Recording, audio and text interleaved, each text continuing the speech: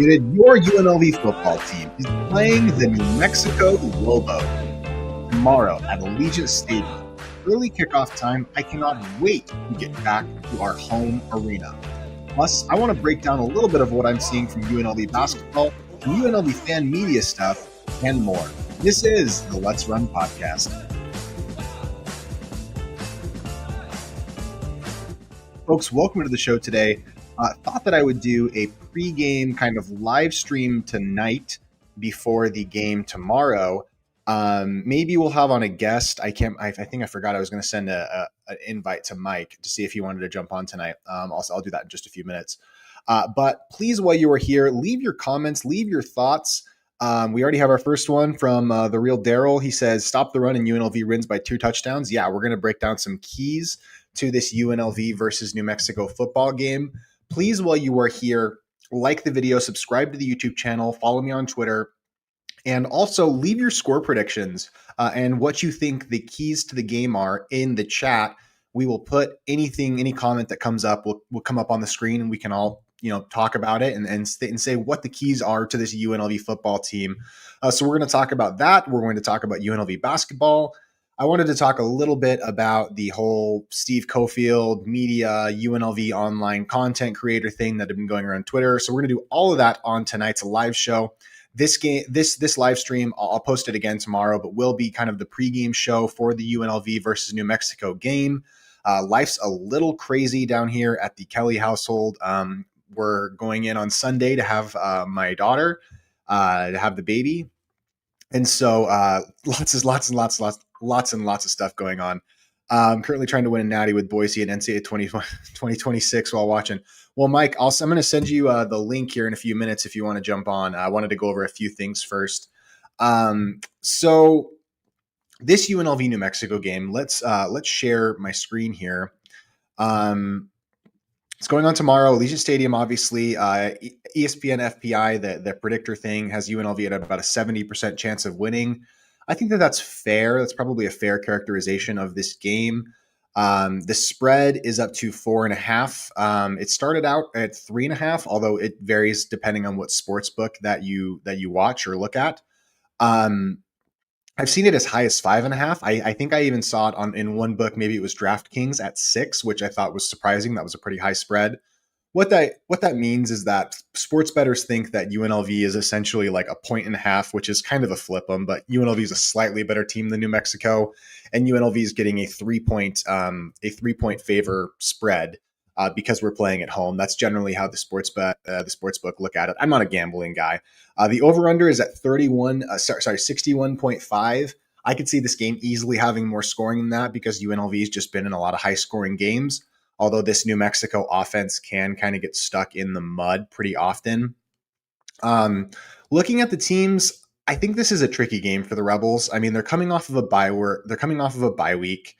The UNLV offense, is one of the better offenses in the country. It's 25th in the FBS. Passing wise, not spectacular at 238.7 yards per game. Although Calandria has been making a lot of big throws, but it's really the rushing attack that UNLV has been thriving at 208 yards per game. UNLV scoring at 37 points per game, 17th in the country. Has just been outstanding offense. Looking at the UNLV defense in yards per game, UNLV defense currently ranking at 132nd in the FBS, which I believe how many FBS teams are there? I think there are 136. 136 FBS teams. So UNLV really struggling in the yards department. Passing, we give up. We're a bottom. We're a bottom 20 passing team in terms of how many yards we give up passing per game. Rushing, it's even worse. UNLV at 200, almost about 205 yards per game in the rushing part of the world. This UNLV defense, man, is porous. 125th in scoring per game. Basically, UNLV defense is a top 10 bottom defense statistically, although I think it could be even worse than that. Although, it is good enough that they have won games, but the UNLV defense really struggling. In terms of New Mexico, it's a lot less of the up and down type of thing. It's a little more, they're not spectacular at any single thing. They're decent at a lot of things. Rushing wise, they're solid, 156 yards per game, scoring 29 points per game, 66th in the country. They gain 371 yards per game. That's 82nd in the FBS. So kind of middle of the road, maybe lower tier, middle of the road, but certainly decent for a G5 school. Passing wise, they're a decent running team. Passing wise, they're not quite as good at 104th.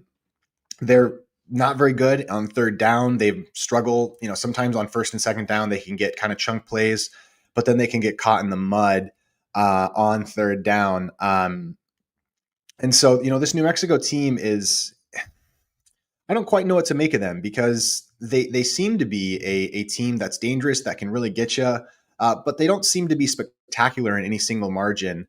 I worry a bit about how, and let me make sure I'm getting people in. I worry a bit in terms of like their trickeration. Screen's a little blurry. Okay. If you want to come on, Mike, you can. I'd love to have you on. New Mexico is a team that seems to kind of win games in weird ways and make a lot of weird plays. And so, as New Mexico is a team that you have to really kind of watch out for the trick plays, the laterals, the fumble rooskies, the flea flickers, all that kind of thing. New Mexico is very good at that. And Jason Eck has shown a flair for the dramatic. And so it's going to take a concerted effort and a disciplined effort from this UNLV team to really shut down this New Mexico. Well, I'm trying to think, how many points per game does UNLV need to score? How many points in this game does UNLV need to score? Mike's just about to jump on. Let me go through the comments here. I'll add Mike on here. Hey man, good to see you. You can unmute your mic. I want to make sure I get through all the comments here real quick. So we have my mother, 35-27 Rebel win. Yep. Hey mom, good to see you.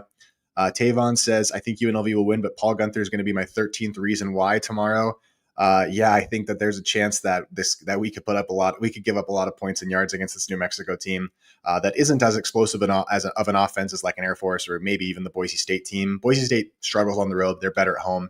Blurt Reynolds says, as the president of UNLV Twitter, I approve of this message. Yes, we appreciate your service to this Twitter community, Blurt. Finzik says, not sure how I feel about this game. Similar, I kind of feel eerily about it. I think we're going to win, but there are some things that concern me. Timothy says UNLV beats UCLA by 7. New Mexico beats UCLA by 25. Okay, talks about the Idaho State thing. We'll see. It's tough to translate messages. Translate games. That directly, but I think that New Mexico has reasons for optimism and confidence coming into this game. The real Daryl says limit the penalties and no more trick plays to start the game. Yeah, like we did in Wyoming. New Mexico looks like they're the better team. I can see why you'd say that. I think that Vegas is right in favoring UNLV, but I guess we'll have to see. The real Daryl, the margin of victory will be how many points UNLV and New Mexico beat. Yeah, I totally agree. Anything over 30. Mike, if you want to jump back in, we were having some technical difficulties with Mike. Let's bring him back on. All right. Can you hear me, man? Yeah, I can hear you. That was my own fault. I clicked out. I was on mute and your Twitter feed was echoing in the background and I clicked out of StreamYard instead of the Twitter. Oh, good. No problem. Don't know if you kind of feel similarly about how I feel about this game. Kind of give me your general thoughts. If you feel kind of I'm optimistic, but I feel a little like, I don't know if scared is the right word, but like cautiously optimistic about this game because I think this New Mexico team's tricky. I think they're very well coached, and I think that this game is going to be a lot closer than people think. It's not going to be this runaway game that people expect. I think the spread's about right. Under a touchdown. Eck is going to have them prepared to play. And it's going to, they've kind of struggled a little bit off the bye weeks, especially starting slow. They showed it against Boise. They showed it against Miami of Ohio. They showed it, against Wyoming a little bit. So that's what worries me more than anything. And I think, there's a lot of outside noise going on right now. And I think let's just hope it doesn't affect, their game prep and being ready to go because the program's been eerily quiet the last couple of weeks. New Mexico's or UNLV's? Because I kind of feel like both, honestly. I feel like both, but I think Mullen's been there before in a sense, right? But Eck Eck kind of just seems him have. He's had some dud games. Don't get me wrong. I thought I picked them to beat Boise up at Boise. I thought if Eck was anybody was going to pull an upset, Eck would, but he didn't. So it just depends. I mean, like you said, this team's hard, that UNM team's hard to read. There's some games they look fantastic. UCLA, they looked good against Utah State. They looked good for most 3.5 quarters against against Reno.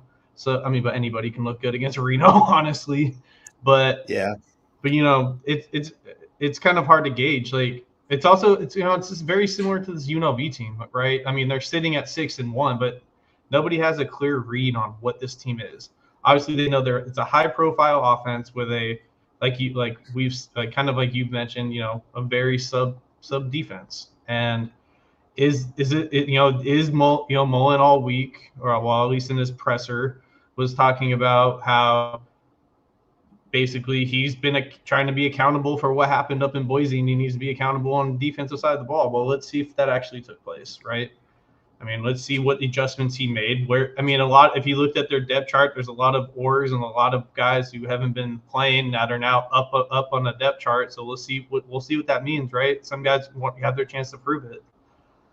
Yeah, I was wondering. I was looking at the depth chart. I was looking at the injury chart as well. A lot of names on the injury chart on the injury. Um, and I worry a little bit about the health of the defense. It's kind of been snake bit a little bit with some of the guys that we thought were going to be kind of key players coming into the season, and even guys that have been kind of leaders are dinged up. I mean, even Chief Borders. You kind of have to wonder about the health of some of these guys. McDuffie doesn't have the greatest injury history, even though I wouldn't say he's had a spectacular year, but he's been fine. I don't think he's been the biggest culprit of the struggling UNLV defense by any means. But I mean, I think if you look at the defensive side, like the two standouts, if you want to say they're standouts on defense, or at least consistent pieces, have been Marcel and have been probably Jaheim. Outside of yeah, that, there's been well, I guess you could throw Amaris in there too, but Amaris has already missed 2 games, well, at least a game and a half. So, what's yeah, he look like as well? I would love to see like Lucas Conte like get back into it. I don't know if he's available. I believe, right. I think he should be available to play. And really something I just noticed is this is nothing from the defensive line. Like I just don't know who is the guy on the defensive line that's going to step up, because in order for this UNLV defense to play better, yes, I mean the DBs, the safeties, they all have to kind of play better in concert, be better disciplined, kind of let plays develop, and then kind of stop them. But I think we do need something more from the defensive line, and I'm just not sure which name is going to be the name that steps up, especially on the inside, but even on the outside. I'm really hesitant to believe in any of these guys. I don't know if you have any thoughts about any of the defensive linemen. Defense, I mean, there's been, like you mentioned, Conti's been a bright spot. I don't know how to say his name. Tunzele Anadize, I think that's how you say his name. He's been a bright spot. He played. I thought he played well against Boise. Jalen Lee's been kind of a disappointment. Chief Borders has been kind of a disappointment. But it stems down to they weren't recruited for this system that they're trying to run. So I think 8 games in, you got to make an adjustment, and we'll see if that actually happens, because it hasn't really happened yet. No, it really hasn't developed, and you don't really feel like they're, guys like Landon Thomas, guys like I'm trying to look at the defensive line, because I just I don't. mean, like I don't Donovan, feel like like I know Donovan them. Spellman had a lot of hype coming in. He's not, and he hasn't really done much. Uh, Corey Hall was kind of brought in as like a depth guy, and he doesn't play much either. So it's kind of interesting. Bryce Edmondson took over the spot for Blicing. So, and Mullen talked about how he's finally healthy. So maybe that helps a little bit in the linebacking core. Maris looks healthy. Mumu's listed as a 2, but Mumu plays a lot. I want to see Trey Fulton get some more playing time, and I want to see Cody get some more playing time. I want them to yank Pope if they're not playing well, or yank somebody if they're not playing well. Make a statement, make a change, get some, find a spark. I think if you find a spark, I think you'll be all right. Yeah, I mean, I would, a guy that's been getting a lot of playing time that surprised me was I don't know how to Why Saleh Muavasi. He's a guy from Provo. He's been with the program for a long time. I mean, he was buried in the depth chart when Odom was here, and now he's getting quite a few. I don't know if he played last game, to be honest, in Boise. I didn't see him when I was. I mean, I'm sure maybe he did, but he's been getting time. But I don't see any of these guys kind of stepping up, and I worry a little bit that this defensive line is just incurably incurably flawed.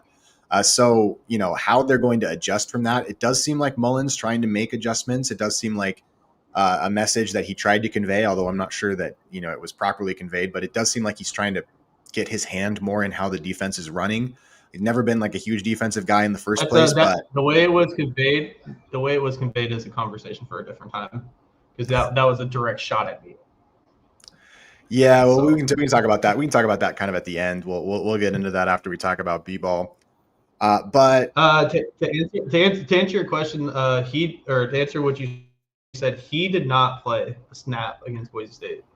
I was wondering because I didn't see him, my family kind of knows him, and so I was wondering. Anyway, I mean, I know the game got out of hand, but the top 3 snap guys against Boise were Jaheim with 56, Jake Pubb with 54, Amaris with 51, and Marcel with 51. Mumu played 38, Chief Borders played 33, Conti 32, Tumasay played 30. I mean, all the hype was around Justin Flo when he came in. He played 1 snap on defense. I don't even know if it was on special teams or defense, but he played 1 snap. Trey Fulton only played 3 snaps. Did Denver? And that game was kind of out of him. No, Denver is out. He's out this week too.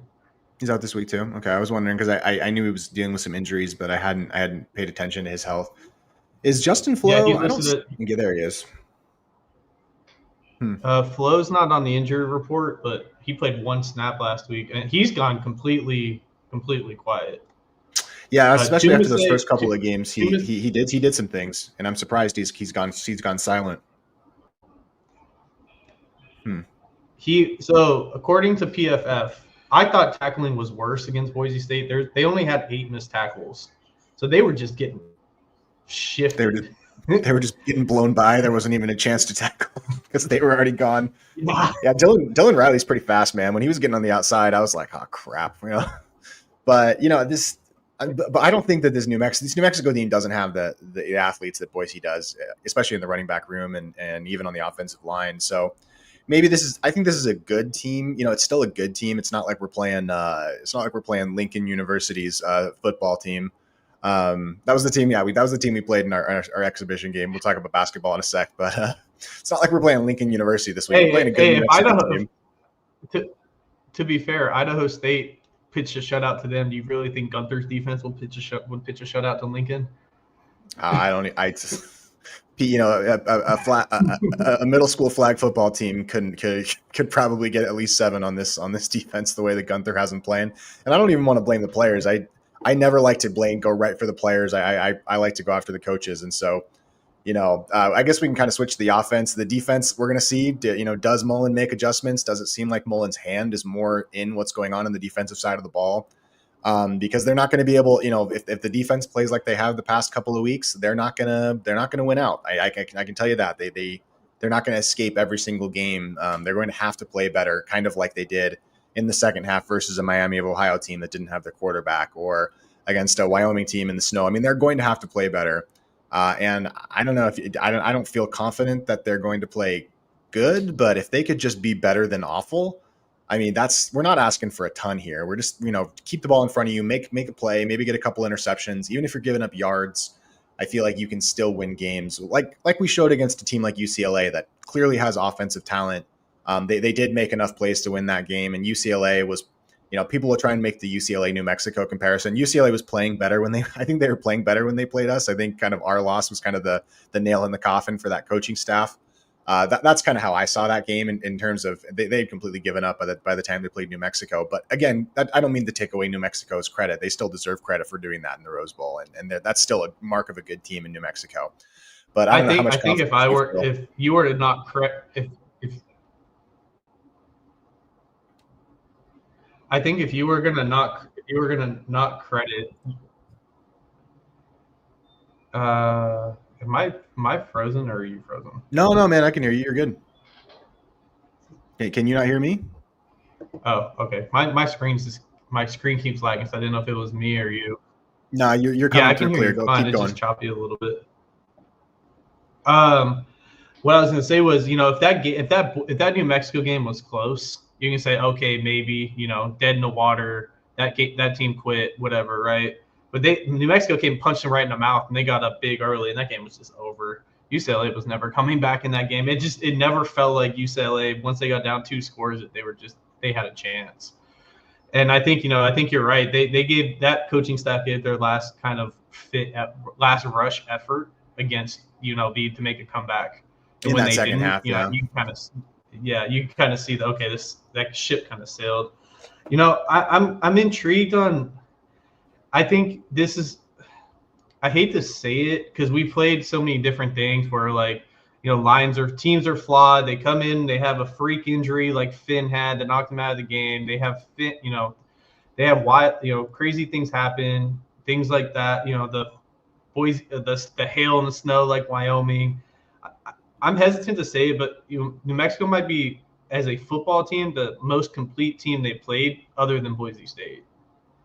And I think with Eck on the defense side of the ball, with he's like he's a coach's kid. He runs the defense.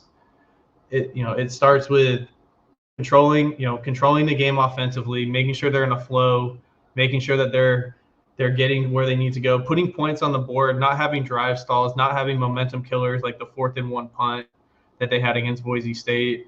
And I think the defense has to play. Nobody's asking the defense to play perfect. Nobody's asking the defense to pitch a shutout. Just get off the field on 3rd and long, and don't have dumb penalties on 3rd and long that extends drives, that keeps you on the field, that makes you tired. Then you give up a long play for a touchdown. Like, just play discipline. And kind of like Mullen mentioned during his presser, just there's a lot of guys out there that are trying to prove themselves and trying to make plays, when in reality, them trying to make a play is causing a different hole to open up, and they're causing more problems. And then now their teammates trying to recover for that on the next play, and then there's another hole that just filling your assignment, doing your job, and getting them off the field on 3rd downs. I think they like the hype that it's that we have one of the better deep 3rd down conversion rates in the country on the defense side of the ball. But how many of those conversions aren't counted because of penalties, pass interference, PIs, whatever it may be. It's true. Good point. I mean, for me, something I've kind of noticed with this defense is that if they're going to get a stop, it's generally in that first 3 plays. Like if once a team gets a first down on us, our defense kind of seems to lose a little bit of steam. That I don't know if it's getting tired or something, but I would be aggressive, man. Like, go for it, play together. Play stop. Like Master Rebel had a good point here. Where is it at? He said, got to stop relying, depending on the defensive line. Use more blitzes and play more man. I kind of agree with that. I mean, like, you're either going to get a stop or you're not, and go for it. Don't believe in the defense's long term stability. Just kind of try and get the stop and get off the field. And I feel like that's kind of the strategy for the defense. At least in my opinion. And I kind of want to switch over to the offense if you're cool, if you don't have anything else on the defense. No, I'm good. I think Yeah, you got to feed Jet. You have I was going to say that in my view, and I had this, because Cofield was asking about what kind of questions would people want asked, to the football team, and I was like, hey, he said I'll ask him this, and I was like, okay, here's a question for you, because I'm not ever going to be at press conferences. Um, do you have to change your offensive play calling approach when you know that your defense isn't as reliable? And that is something that I don't think that they did in Boise. I think that they kind of relied on their defense to get a stop when it was pretty clear that their defense wasn't capable of getting very many stops. They did a couple times against Boise, but the explosive play rate, it was really difficult for this defense to get off the field. And I wonder if you're going to see a more simultaneously aggressive, but don't throw away first down kind of aggressive. Sometimes I feel like we go for the kill shots on first down, and it hasn't really been working out as much as we would like. So I wonder if you're going to see, in your opinion, because I think we will, a different play calling approach on the offensive side to kind of respond to what the defense is doing. I think you kind of saw that early in the year, right? they were a lot more aggressive. They were willing to take more shots. Not saying the aggressiveness has changed, but I think that he thought, whether he was watching the same game as us or not, he obviously felt something on the sideline that his defense was ready to make a play, make a stop, get a turnover, do something. So he made the decision that he made, right? So he put faith in his defense, and it failed. So kind of like you mentioned, does he go back to being that more aggressive? I think you're starting to see them lose the not confidence, that's the wrong word for it, but I guess maybe confidence is the right word for it. How they used Orgy. You're starting to see it. 4th and 1 in that situation in Boise, Orgy's coming in the game, probably getting that first down. How many times did they do that early on in the season where they just pounded the ball with Orgy, to get a first down on 4th and short on their own side of the field? They did that 2 or 3 times against Sam Houston State. They did it. I think they did it once or twice against UCLA before he got hurt. I think they're trying to figure out how to fill that void, and they haven't done that yet. And it kind of showed, that was a situation where you probably would have used Orgy. Yeah, Orgy's been actually a bigger. I mean, I obviously I'm very happy with Anthony Calandria. He's a better player than Alex Orgy, but Orgy was definitely a useful player, and losing him on those 4th and short situations. But I honestly think that there are things that you can do. You don't need. We have Jet Thomas. Ultimately, Alex Orgy's great, and I wish we had him. We'd be using him if we had him. But I mean, you still have Jet Thomas, and you still have Anthony Calandria, who can run the ball and can make plays with his legs too. And ultimately, a rushing attack that's just really good. Go for it on 4th down. This offense can get that yard. And I wish that Dennis and Mullen believed in it enough, because I think you have to believe in it when you know that giving the defense of the ball on the 35-yard line, versus Boise State versus giving them a 70-yard line, there's no difference. Go for it. I think there's one thing that kind of stood out was, when I went to Mullen's presser, he mentioned that when JY asked the question about Calandria, he in his progression, he mentioned something about how he's seeing things on film that he's kind of holding back Calandria from doing because it's year 2 or year 3 in his system type of things. It's like, well, you're 6-1, you're 6-0 at that point, before we lost to Boise, obviously. You're 6-0. He's shown you enough faith and trust to win you games. You're highlighting and praising how well he's picked up and adjusted and bought into the system and won you games in the last 2 minutes. Give faith to do those things, right? Give more trust in Calandria. I think he's still being held back, and that's what's scary, because Calandria is probably the best quarterback in the conference, and he's being held back a little bit. I haven't read this. Have you read this article from the RJ? Dan Mullen wants a simpler scheme for UNLV's struggling defense. Have you read this article? I have not. I subscribe to the RJ. I don't read the RJ very much. Yeah, I'm a subscriber. Go ahead. Graney has been putting out some decent. Oh, it's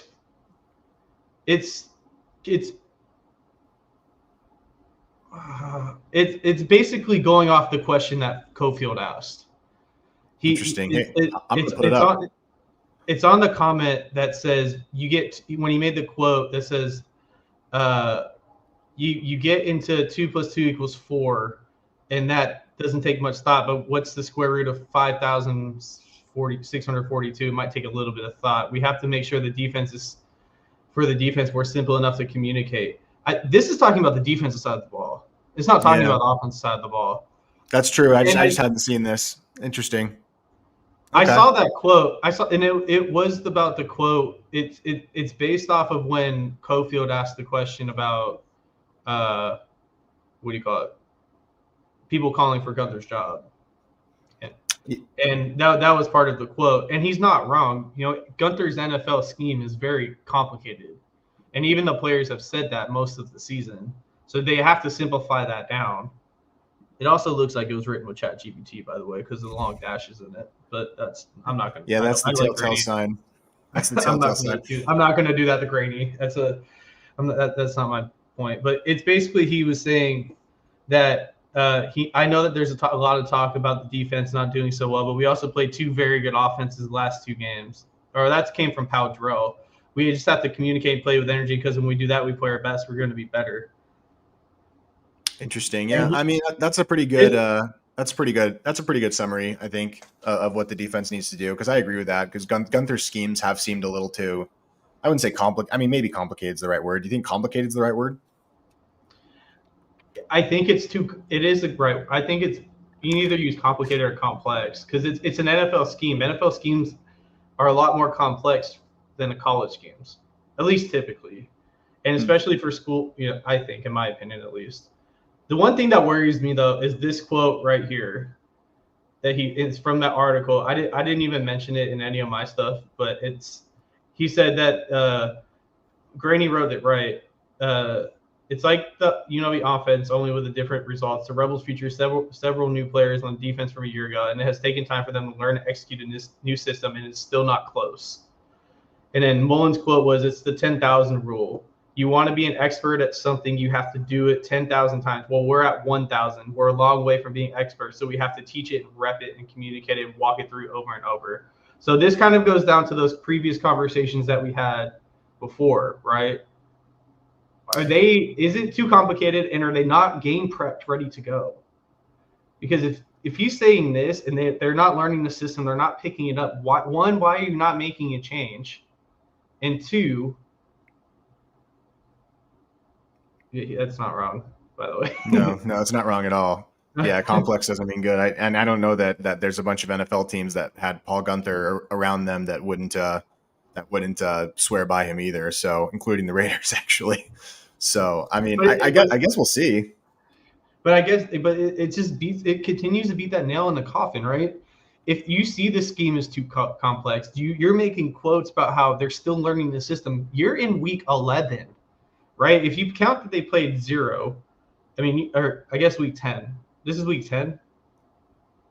Yeah, this is week 10, right? So, yeah, this is week 10. This is week 11 for them because they played 0, and they're still not picking up the system. That's a problem.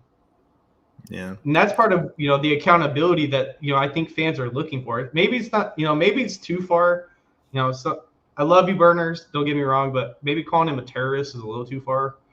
I mean, it's pretty funny. I mean, it's kind of. It's funny. It's funny. I'm not going to lie, but, but it's like, I don't think it's I don't think it's his fault.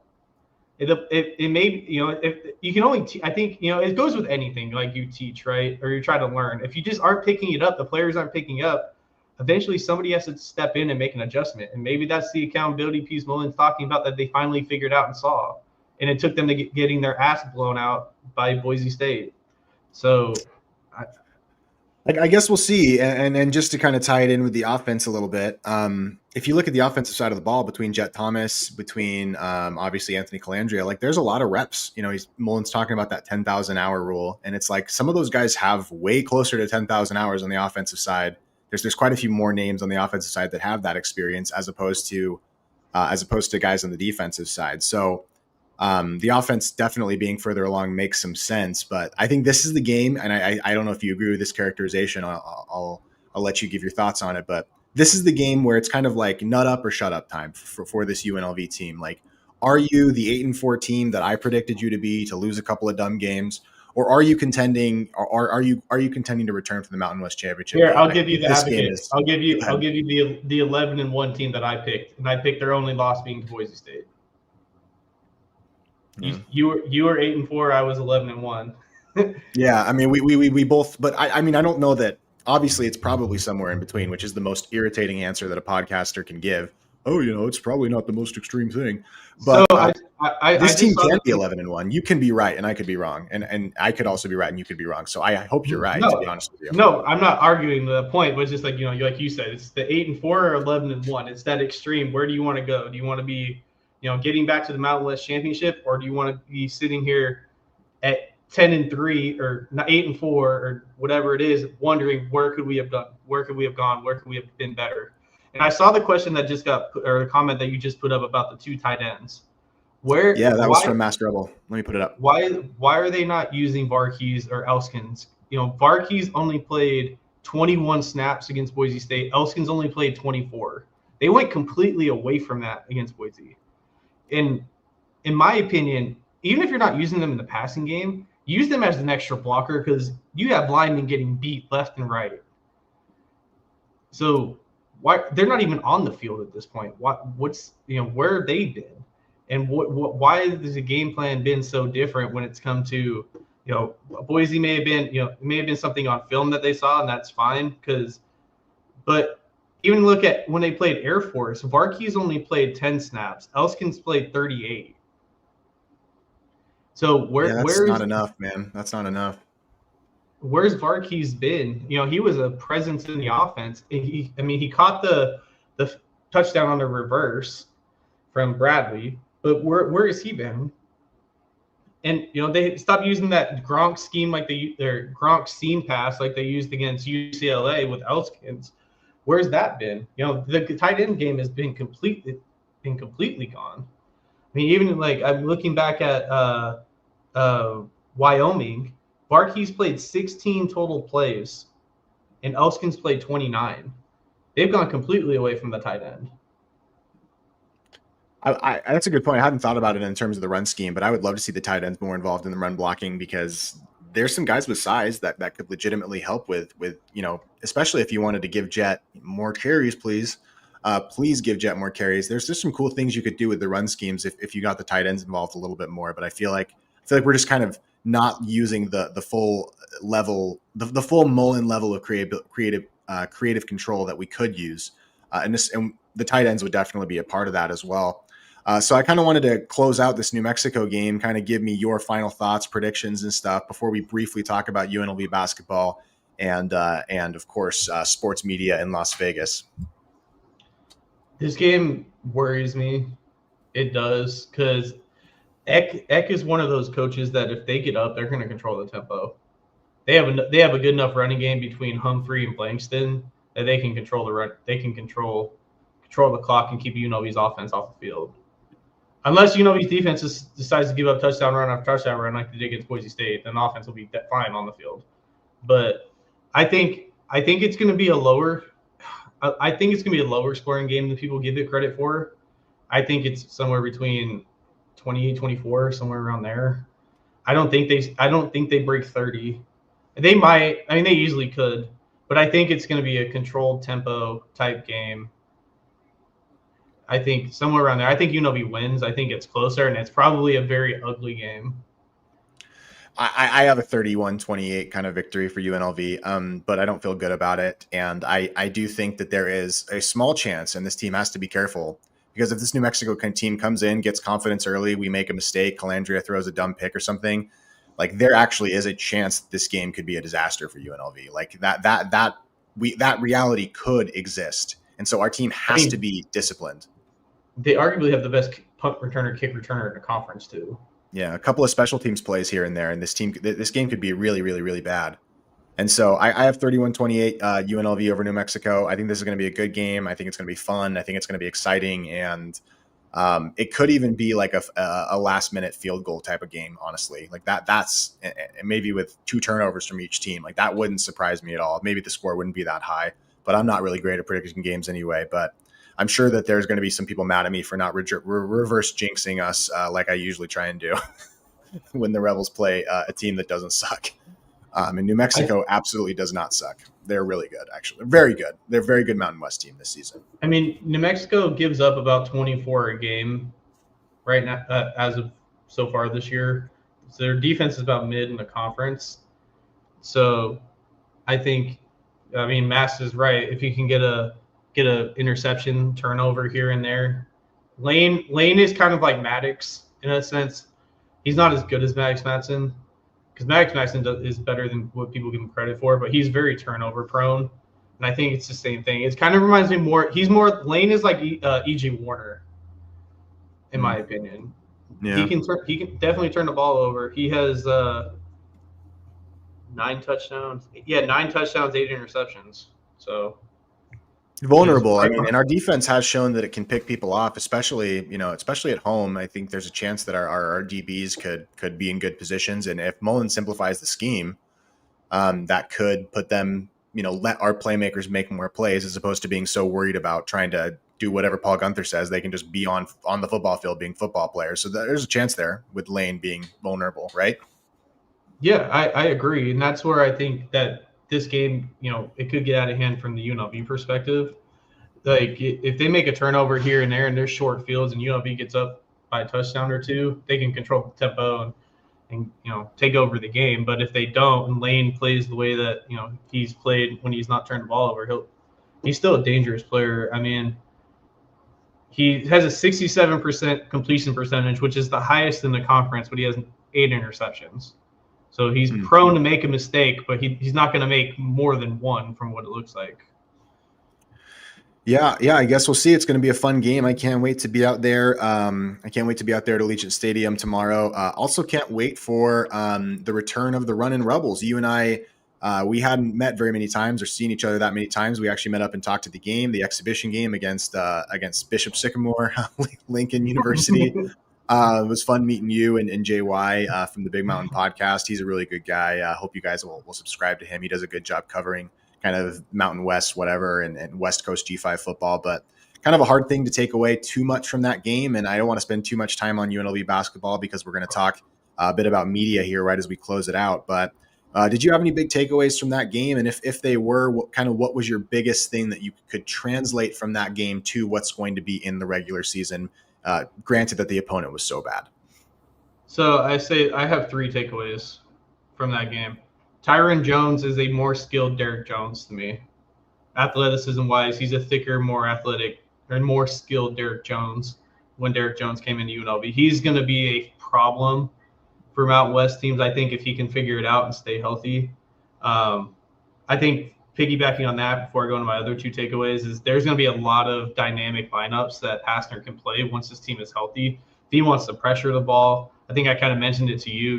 He could play Kamani, Tyron, I think what was it with Stefan in the back playing that zone. Like there's so much flexibility they have with this roster. I think too, you saw, they're not healthy, but you saw flashes of what the Runnin' Rebels should look like, not the walk-in Rebels like Kruger had. And I think they're going to be exciting to whether they win a lot of games or not. They're going to be very exciting to watch.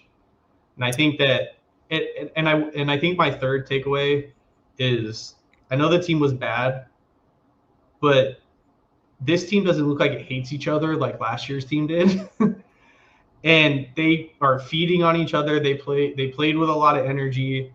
This is probably the most on the diving for loose balls on the floor I've seen from a UNLV team in a long time. And I just think, you can feed off that energy, and that gets the MAC energy behind you too. Granted, the crowd wasn't great, but it was a not even Division III exhibition game. But you could just feel like it was, one, a breath of fresh air inside the Thomaston MAC, and 2, you could feel like the vibe is completely different. And I know that people don't like talking about what happened with Dave Rice, but that team is built like how Dave Rice built his teams.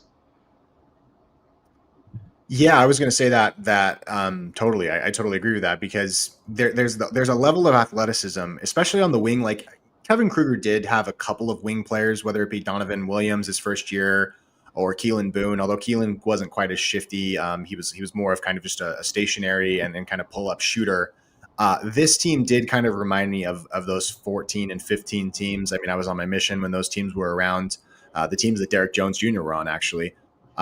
But I wonder what this team looks like. My biggest takeaway is I picked UNLV to win the Mountain West Conference tournaments. I picked Kamani to be in contention. He was kind of part of a podcast, but I did pick him to win Player of the Year. And I guess I'm going to stick by that. Whether I'm right, I hope I'm right.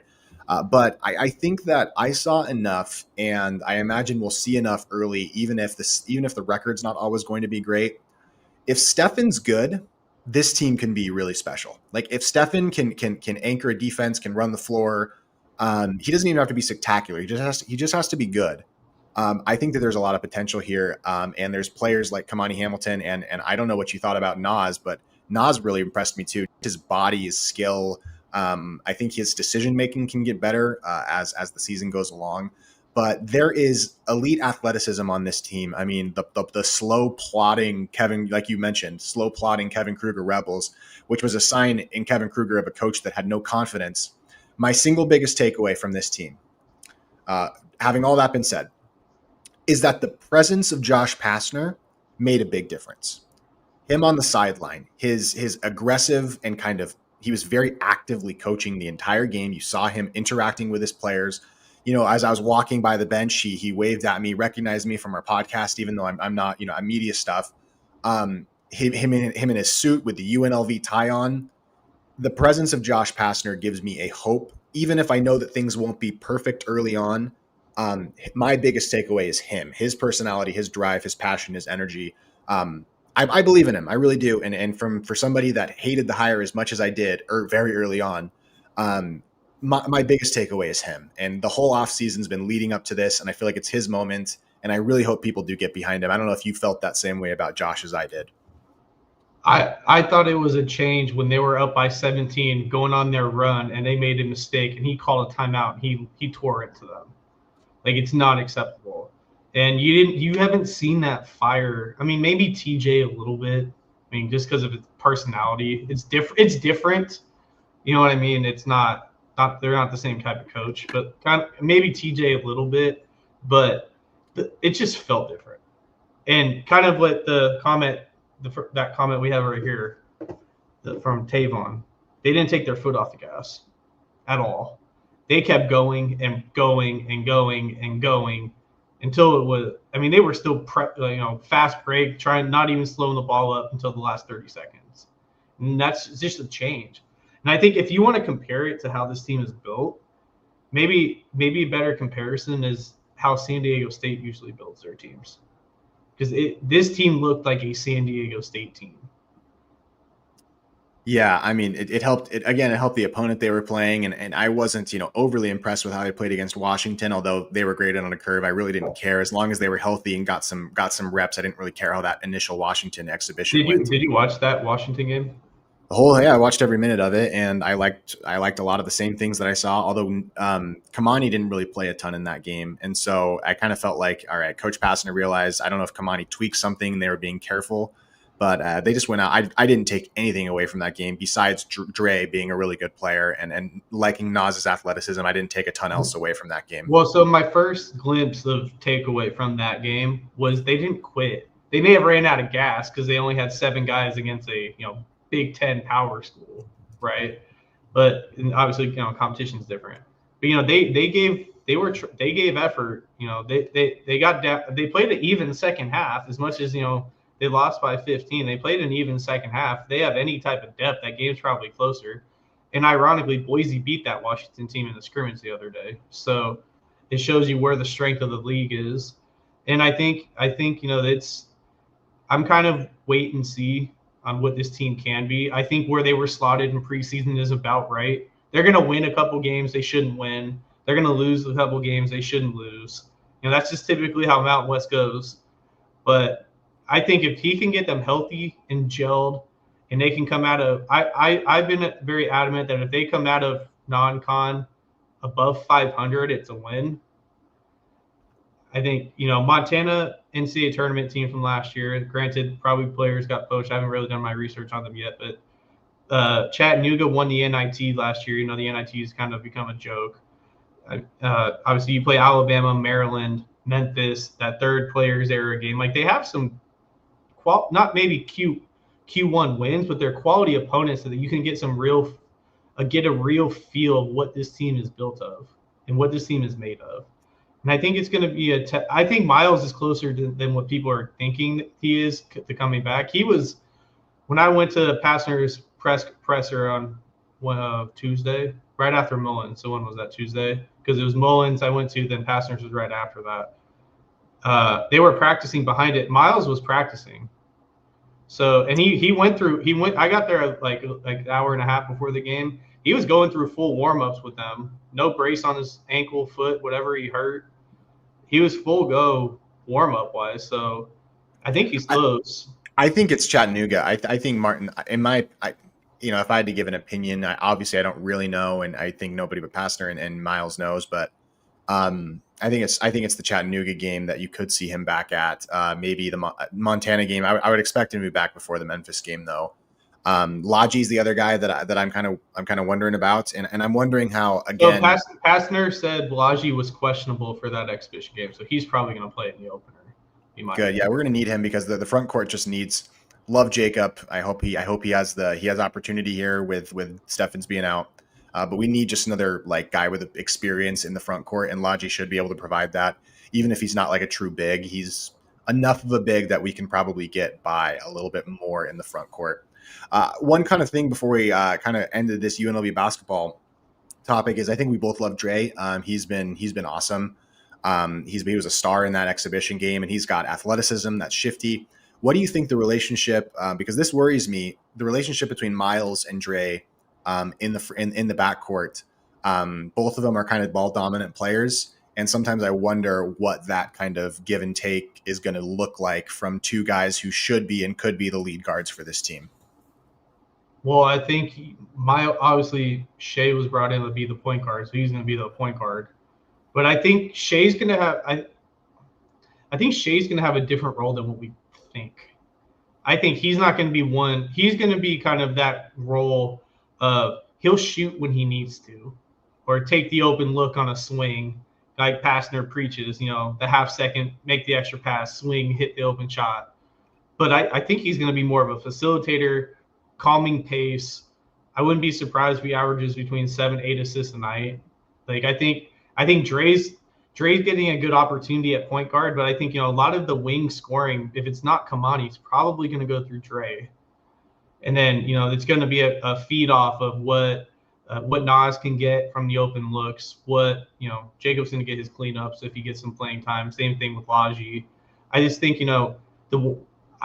I don't think it's going to be a problem. I think that they both understand what their role. I think Pastner hasn't bought in what their roles are. And I think, but we have to see how it goes when they actually play together, because it's hard to answer that though with them not seeing any film of them playing together. And it's gonna take an adjustment period to getting them back in the flow of actually being on the floor together as well. Because I think you have Al and Howie who kind of bought into their roles as the 3 and D type players, bring energy, get on the floor type, defensive roles. You have Miles who's been brought in to be the leader, be the point guard, but that void's being filled by Al and Dre. So what does that look like?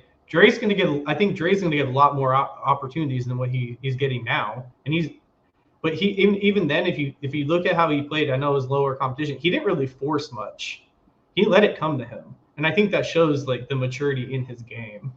The Illinois people loved him. They thought he was. They were sad to see him go, and they loved him there. So that was a really good sign, I thought. He didn't get a ton of opportunity at Illinois, but the opportunity he got, I thought he flashed some really good stuff, and it was nice to see him flash that stuff in this scrimmage. Oh, that exhibition, I guess, scrimmage, whatever you want to call it.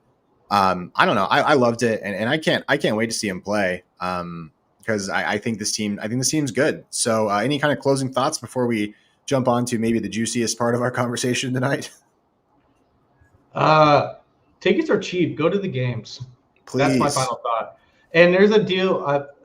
There's a deal going on right now that I think you could get upper seats for basketball, upper seats for football, and I think women's basketball too for like $100.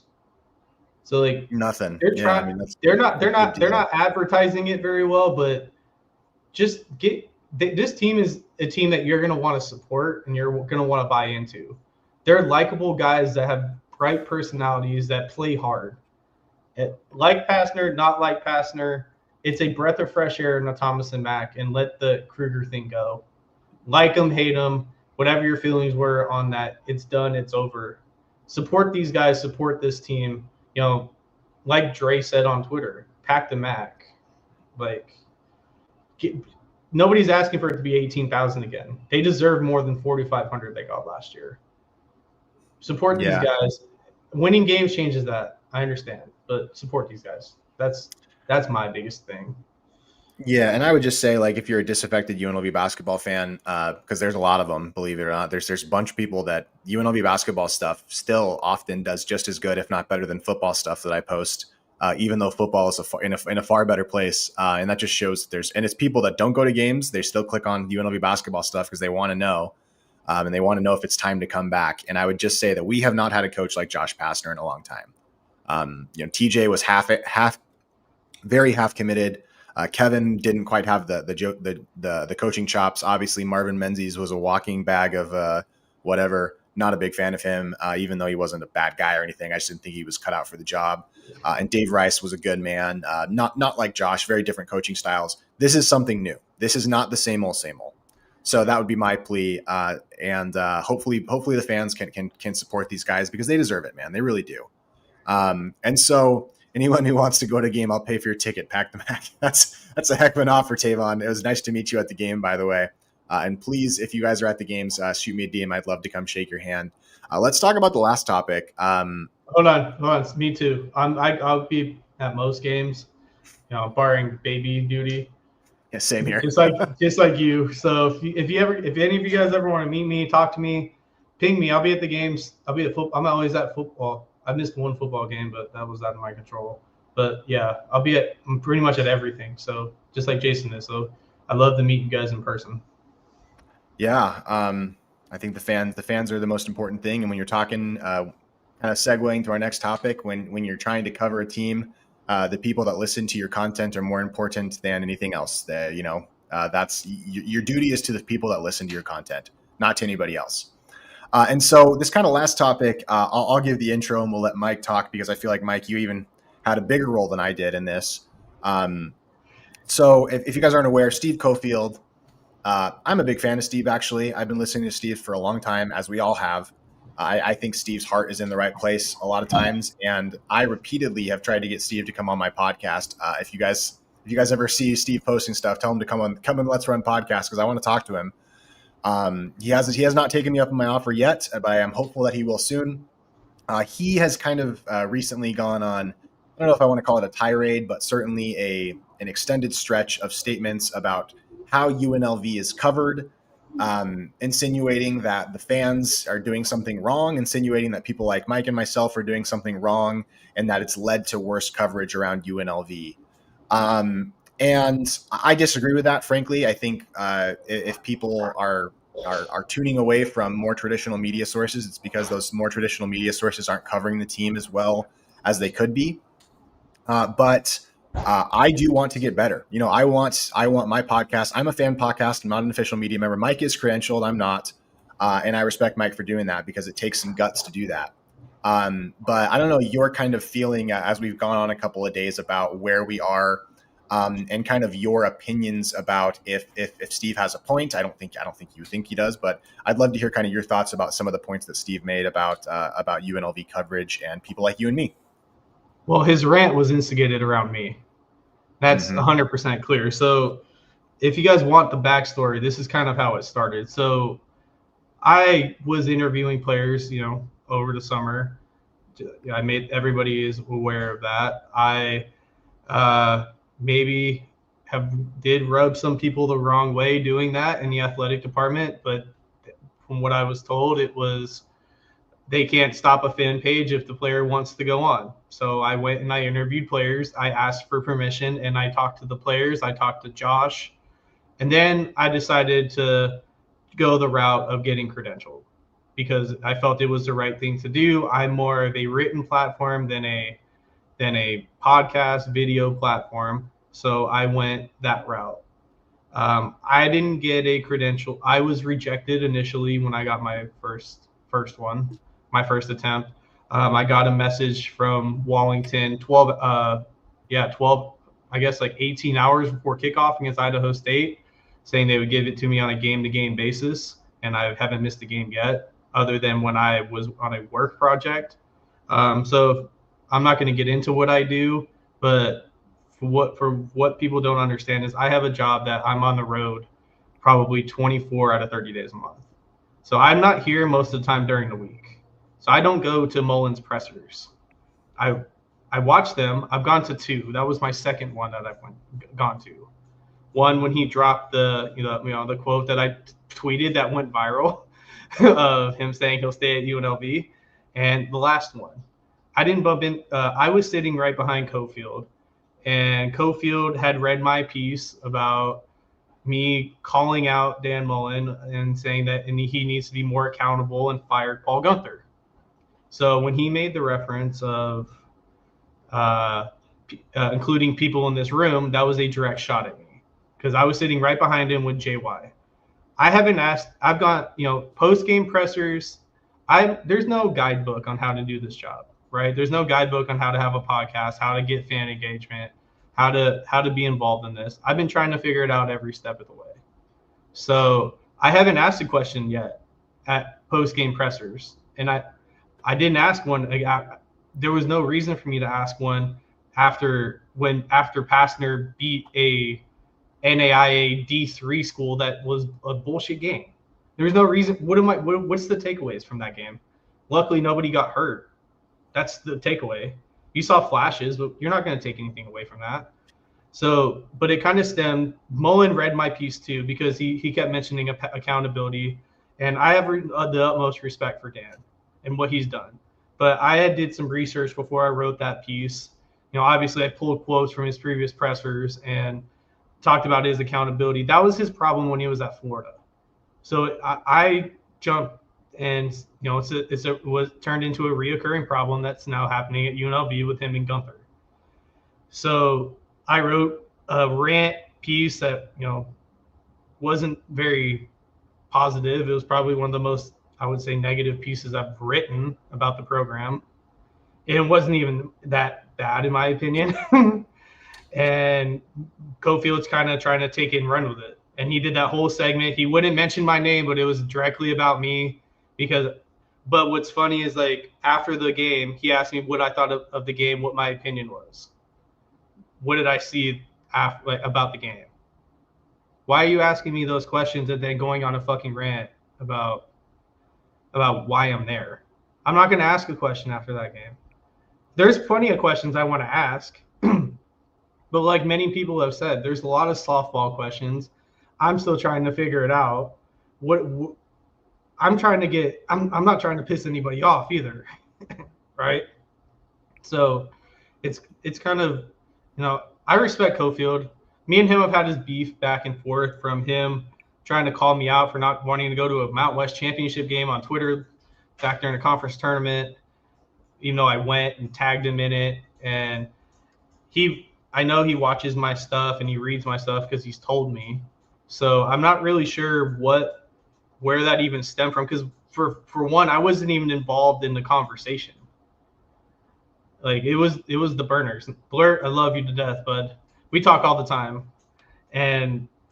But it's just like people confuse like the support that I give because I like the burners. I respect their opinions. I back them 95% of the time. There are some things that go too far, but we all say things that go too far. But I don't have any issues with anybody there. And I feel like Jason, I told you, if that piece was really that upsetting to Mullen or anybody else, I would have deleted it. I would have taken it down. But nobody from the athletic department said anything to me. And I know Dan read it. So, and it's just, I just don't understand like his perspective of, hey, like the video he posted today, I don't understand why you're calling out fans for not going to the game in the way that you are. Fans should go to the game. There's reasons fans aren't going to the game. And it is what it is. This fan support's always up and down in this town. It's the way Vegas is. It's a holiday weekend and the game's at noon. Is there an excuse? No. But yeah, I'll give a few thoughts here. Again, like you said, and like I started the podcast, and I'm a little bit different than you because you definitely kind of focus in, although you will branch out like I do. You have a fun little show that you do that I like, the gambling show, or sometimes you talk about gambling, you have everybody on, you guys talk about cool stuff, Vegas kind of related stuff. But I definitely kind of take a broader approach. I'm definitely not as nitty gritty as you are. In fact, I think if you want good game analysis and stuff, I think Mike's articles are excellent, and I highly recommend them, and I share them pretty often. I hope I should probably share them more. But nobody gives you a guidebook on how to do this. Nobody does. And Steve clearly was kind of irked about the loss of Mike Ramala from covering UNLV. He was the lead kind of beat reporter, football and basketball, for the Las Vegas Sun. And I remember when Mike started, I think it was 2012. It was right after the North Carolina year. I listened and I read and listened to everything that Mike and Tyler Bischoff. I kind of worshipped Mike as a kid because he was like the guy that talked about the Rebels, and I was like, oh, he's going to tell me about the Rebels. And I read everything he ever posted or wrote from the day he started till the day he ended. And losing Mike, I think, was, even if I think some burners would disagree with me on this, but I think losing Mike was a bad thing because I just want more people covering this team. But UNLV football is definitely doing okay. But with the Raiders and professional sports coming in, it's easier to make content about professional sports than it is about college sports often, especially the NFL, which kind of sucks the energy out of the room quite often. And nobody gives fans that come in a guidebook. Mike's doing the best he can. I'm doing the best I can. And I would just say to like Steve, talk to us, not at us. Let's talk to each other, and let's figure out how we can be better, because I want the coverage to be better. I want to do a better job talking about UNLV. I know Mike has all the right intentions, and he's as good of a guy as you're going to get. And so, let's talk to each other and let's become better, because we all want the success of this team, and we all want the success of the school, and we want our sports to do good, and we want the MAC to be packed. We want Allegiant to be full. My statement would be, no, let's not talk about why we can't get over 30,000. Let's talk about ways that we can. What can we do, as opposed to talking about the problem? That's the kind of approach that I would like to do. But that only happens if we actually have dialogue with each other. And so that was kind of my closing thoughts. Anything else you wanted to say about this topic before we kind of end out the show? I'm trying to put the right words to it. Yeah, I try not to cuss on the show too. No, it's not even curse. Because my mom listens. But go ahead. I try not to curse either. It's just I started to get a lot more comfortable asking questions, to Josh, to Lindy, to those type of people, because I've interviewed Josh twice. I've done an interview with Lindy before I ever went to a presser with her or a media day with her. The article I wrote about media day was direct questions I have on video that I asked, Alford and Dutcher. Like, I had never been to a media day before. I had to figure that out on top of figuring out what kind of questions to ask, right? So it's like there's like you said, there's no guidebook to this. Like I listen to Cofield every day. I listen to a show every day. I respect his work. I like his stuff. Like, he's kind of like how me and my buddy are. We're talking rants about sports and gambling, and it's what I'm interested in, right? And I respected Grimala. I thought his coverage was great. I didn't like the fact that he blocked me on Twitter during, for nothing. And I didn't like the fact that he didn't call UNLV the Rebels, but his work was good. And if that's my only gripe with him, that's the work was great. I look forward to reading his stuff and post game stuff. And, my biggest thing is, like, we all, at the end of the day, like you just said, we all want this to grow. We all want the school to grow. We all want to give it the support that it needs. Like you said, it's easy to fall behind the passion for VGK, the passion, I guess semi-passion, however you want to say it, for the Raiders. The A's, whether people believe it or not, that stadium's getting built. If the A's come, great. If not, there's going to be a baseball team here. It's just another market that's coming. So I try to do. I'm like you. I love UNLV. UNLV is. I went to UNLV. I grew up as my parents went to UNLV. My parents were season ticket holders my whole life. Like, I feel the same way that you do. Like, I just want to, if you have a issue, like, just say it to me, or maybe even, see that I'm hesitant and be a guide or a mentor. Don't do a 30-minute radio rant about it, thinking you're going to get clicks. When, to be honest, I didn't even know what he said until you told me. I didn't listen to it. Because I didn't want to get involved, because I know there's no need for the drama. There were a lot of times I typed out a response to shit that he was, sorry for my language, shit that he was saying, and that I deleted because it just wasn't worth it. Like, at the end of the day, if we're not trying to create division and hate between people trying to cover the team, and the ways that they got there, or how they got there, or what platforms they're using. Everybody does their own thing different. And I think that, we should all be in it together and try to ask better questions and try to, I'm going to ask questions tomorrow. And, maybe I use my piece and what Mullen has said and ask him about the defense if they give up 500 yards again. My problem is I don't know how to word those in the right way to ask. Even though those questions run through my head, like interviews, podcasts, I have time to prep for those. I'm trying to watch the game, do reporting, and do those things. And maybe I'm not good at that yet, and that's okay. But, that doesn't mean I can't get there the more comfortable I get going to those things.